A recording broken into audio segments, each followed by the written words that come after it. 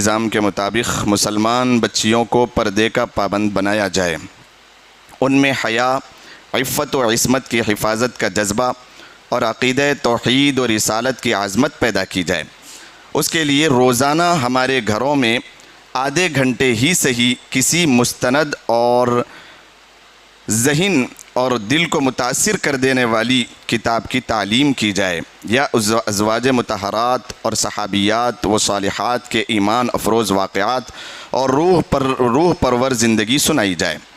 Number 2، دوسری تدبیر یہ ہے کہ مخلوط نظام تعلیم، یعنی جس کو کہا جائے گا کہ کمبائنڈ لڑکیاں اور لڑکے جہاں پر پڑھتے ہیں، مخلوط نظام تعلیم سے اپنی بچیوں کو بچایا جائے۔ غیر مخلوط تعلیمی نظام ہو وہاں پڑھایا جائے، اگرچہ تعلیمی معیار کم ہو، اور ایمان اور عفت کی حفاظت تعلیم سے زیادہ ضروری ہے۔ نمبر 3، تیسری